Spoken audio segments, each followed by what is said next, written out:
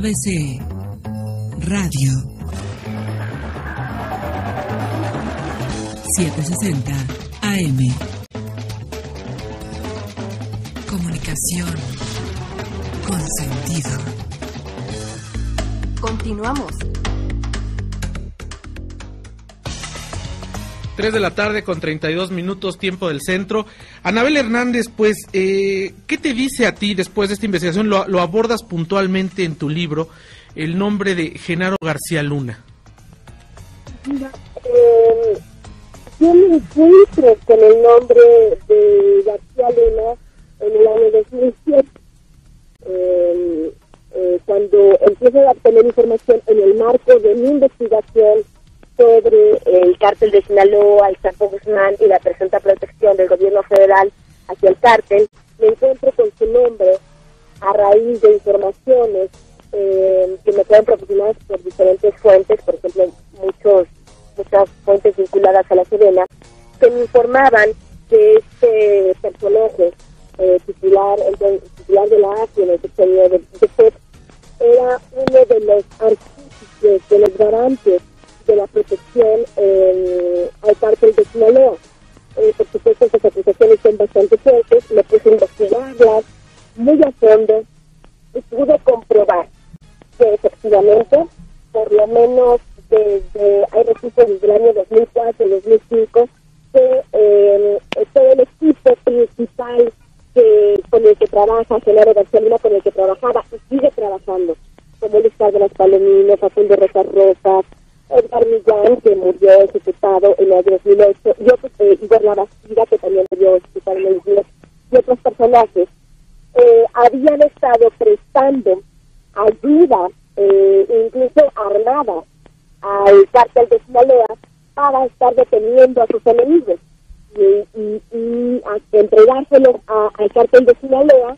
En aquel entonces a Arturo Beltrán Leiva y la Barbie, que en aquella época eran parte de ese cártel, y en vez de presentarles ante el Ministerio Público, les han entregado los enemigos a esta gente del cártel, que eran asesinados, videograbados y demás. Incluso encabezaban operativos, persecuciones, en las que, de acuerdo a las declaraciones ministeriales y a los expedientes que había en la PGR, pues la AFI participaba con armamento, con patrullas, con elementos, ¿no? Protegiendo sus cargamentos en diferentes partes de la República.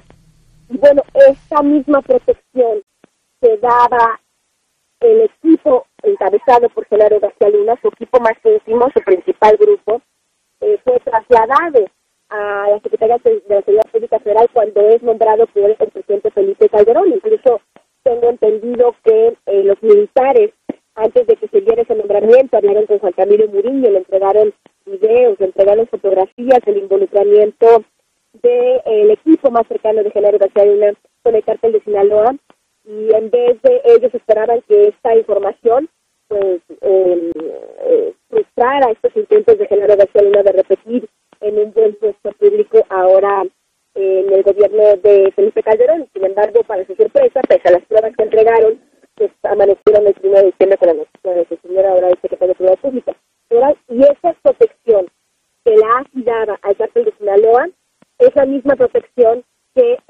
la Secretaría de Seguridad Pública Federal ha dado al cártel desde que inició su mandato a inicios de su sexenio hasta la fecha. Hay documentos, expedientes, decenas y decenas y decenas de testimonios que así lo narran.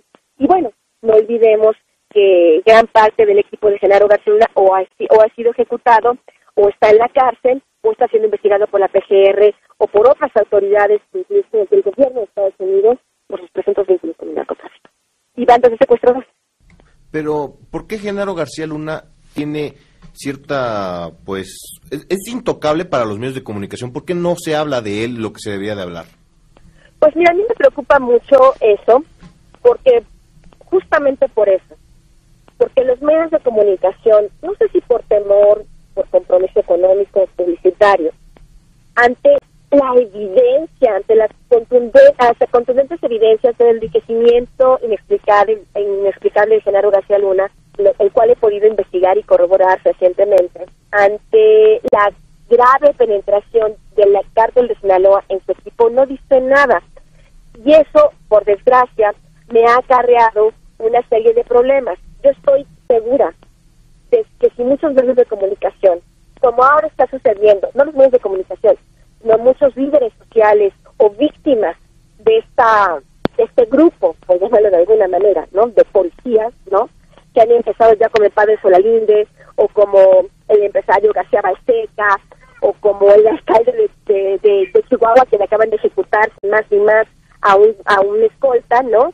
Gracias a estas voces, pues se va socializando el tema. Pero durante años los medios de comunicación no han querido mencionarlo, y por desgracia eso me ha acarreado una serie de amenazas y de presiones por parte del secretario. Como soy una de las pocas periodistas que lo ha investigado seriamente y que ha demostrado todos estos vínculos, incluso, repito, con bandas de secuestradores ligadas, por ejemplo, a este terrible hecho del secuestro y asesinato de Fernando Martín, al secuestro de la hija de Nelson Vargas, ¿no?, y a otros secuestros que han ocurrido de alto impacto en el país, ¿no? Eso me ha acarreado incluso que cuando salió el libro de los señores del narco, hubo información de que se había ordenado por parte del secretario de Seguridad Pública, Genaro García Luna, un atentado en mi contra, y que incluso estaba ofreciendo puestos y mejores sueldos a quien hiciera en la Secretaría de Seguridad Pública Federal. Pero sí, llama la atención que los medios de comunicación no estén haciendo, lo digo con todo respeto, creo que el trabajo que deberían de hacer, aunque en corto muchos reconocen, no, que sí, que todo el mundo les sabe cosas, y por qué no las publican, pienso yo. Pues, a ver, cuéntanos un poco más de esto. Hace un momento platicábamos con nuestro colega Pablo Reina, que en otro sentido tuvo un problema precisamente relacionado con la labor periodística.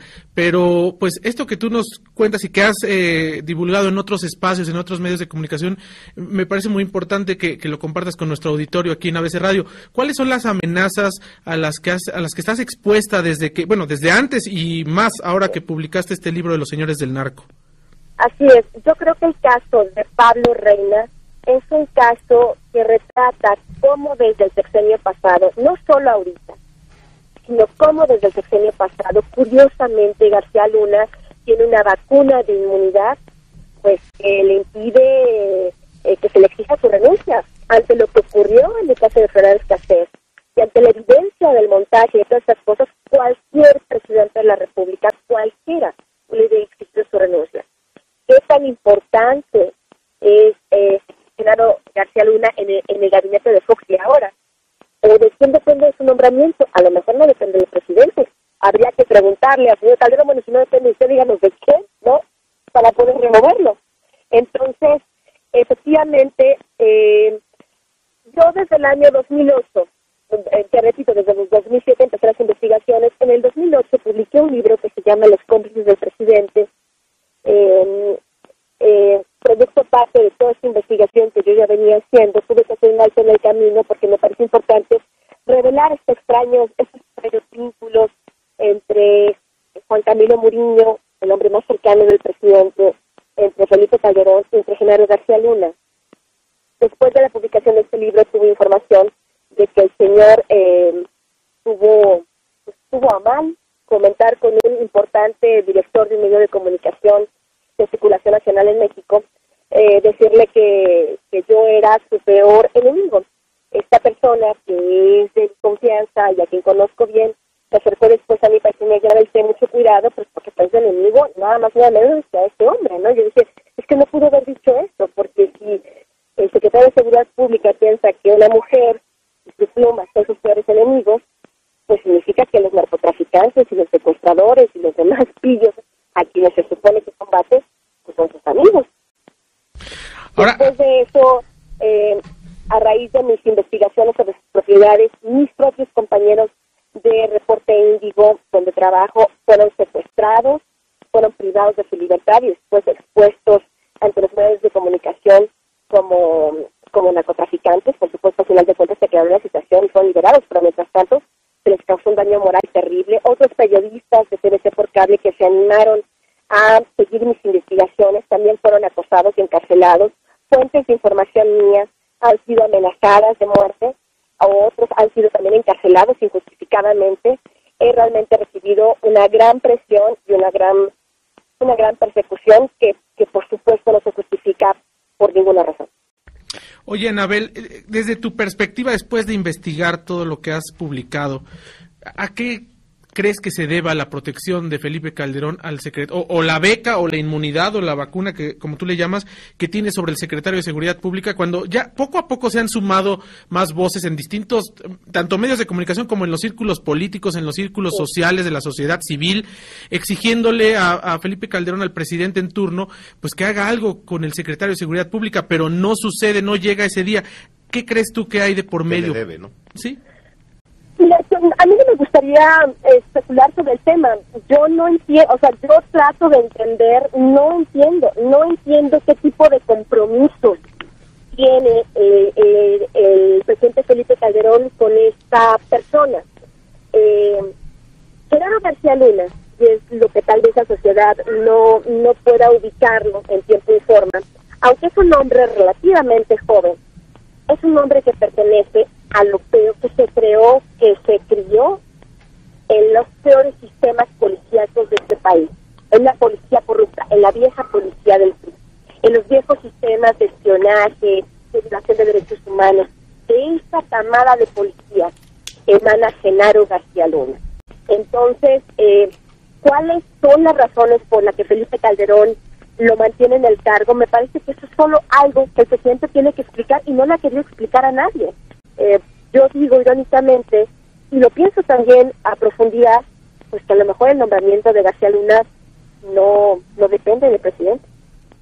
Pues sí, son muchas incógnitas las que hay de por medio.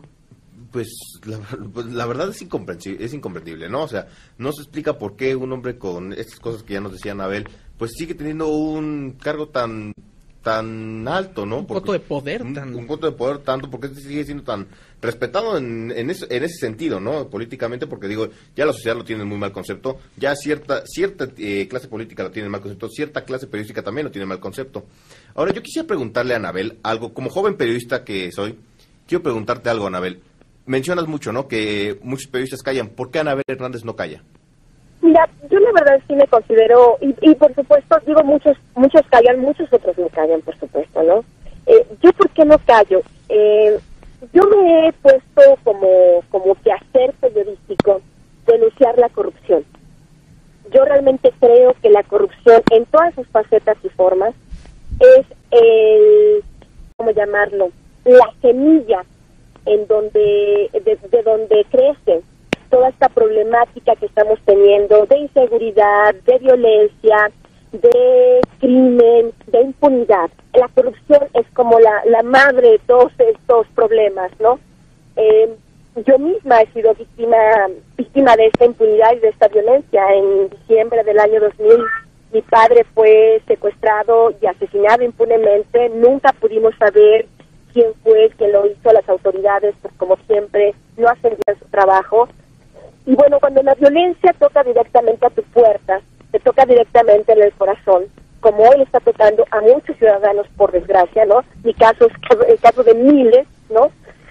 Creo que tenemos la obligación de contribuir en algo justamente para que esta corrupción y esta impunidad termine. Y por eso no callo, porque tengo un compromiso total con el combate a la corrupción. Me he dedicado a hacer una investigación seria, profunda, documentada.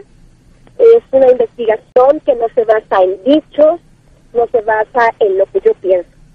Se basa en pruebas documentales de que la Secretaría de Seguridad Pública Federal ha actuado desde que estaba en la AFI hasta ahora como brazo armado del Cártel de Sinaloa. Incluso han actuado como protectores de los principales bandas de secuestradores de este país, y está comprobado, hay documentos. Yo fui una de las periodistas que descubrió el caso de Lorena González, que entonces era subdirectora de secuestros, y que fue una de las perpetradoras del secuestro de Fernando Martín. Oye, Anabel, y finalmente, después de esta investigación, digo, vale la pena, es un excelente libro, Los Señores del Narco, de Editorial Grijalvo, ¿Ves alguna luz en el camino como periodista? Porque obviamente a veces al periodista le preguntan como si fuera político y no, nuestra labor es otra. Pero ¿ves tú alguna luz al final del camino para la sociedad en general, en el entorno en el que estamos, con lo que has investigado y con lo que has difundido? Mira, yo creo que sí. La verdad es que creo que sí, aunque los resultados de la investigación son tan tristes como esto que les acabo de comentar, creo que sí podemos identificar claramente el foco del problema, dónde están estos focos de infección, estos centros de pus, por llamarlo de alguna manera, ¿no? La colusión de empresarios, la falta de control realmente en los bancos, ¿no? Yo pude hablar con abogados de narcotraficantes que se dedican a colocar sus millones de dólares en el sistema bancario y me narran cómo los bancos se pelean por ese dinero sucio, cómo incluso esta disputa llega a que ofrecen un menor cobro de comisiones, todas por supuesto por debajo del agua, ¿no? Para tener los jugosos recursos, ¿no? Entonces, estamos hablando de que el gobierno federal ha sido falso en muchas de sus facetas en esta supuesta guerra contra el narcotráfico, porque nos dice que detiene capos y este tipo de cosas, pero nunca nos dice cuánto dinero les incautaron de sus cuentas bancarias, ¿verdad? ¿Cuántos millones de dólares? ¿Cuántas empresas les clausuraron con recursos de dudosa procedencia? Nunca hemos escuchado esas noticias. Eso habla de que son cosas que faltan por hacer. Entonces yo sí tengo esperanzas, porque creo que si podemos identificar dónde está el problema, podemos identificar dónde está la solución. Pues muchísimas gracias, Anabel Hernández. Insisto, es para nosotros un honor que nos hayas tomado la comunicación esta tarde y pues esperamos platicar contigo más adelante porque hay muchos temas que tú dominas, que tienes mucha información y cuenta con nosotros para dar a conocer pues todo lo que vas revelando tú a través de tus investigaciones en este excelente libro, en los demás trabajos periodísticos que has hecho en distintos medios. Y bueno, pues la felicitación a tu trabajo y que la gente se entere, ¿no? Que lea lo que verdaderamente está ocurriendo en el país. No, yo les agradezco muchísimo de verdad el espacio, les agradezco mucho permitirme tener voz en estos temas, ¿no? Y bueno, el libro está ahí, sé que mucha de esta información puede sonar muy tronante, lo sé, estoy consciente de ello, puede sonar muy polémica, pero invito a sus radioescuchas que ojen el libro, que lo vean, que vean toda la documentación y todos los testigos que hay ahí y que saquen sus propias conclusiones. Por desgracia, ojalá la historia que yo les contara fuera distinta, pero no, es esta la realidad. Por más terrible que suene, siempre los periodistas decimos, a veces la realidad supera la ficción, y en este caso, de la falsa guerra contra las drogas, ese es el caso, la realidad supera como la ficción. Muchísimas gracias. Gracias a ti, Anabel, te enviamos un fuerte abrazo. Un abrazo, gracias, hasta luego. Pues fue la periodista Anabel Hernández, Los Señores del Narco, pues ahí está, ¿no? Todo al descubierto, pues que la gente lo lea y que saque sus propias conclusiones de este país. Me sentí pequeñito, ¿no? Primero Pablo Reina y luego Anabel Hernández, ¿no? Qué cosa. Tenemos llamadas telefónicas, al regreso las leemos. 3:50 p.m, tiempo del centro. Perspectiva. ABC Radio 760 AM. Comunicación con sentido.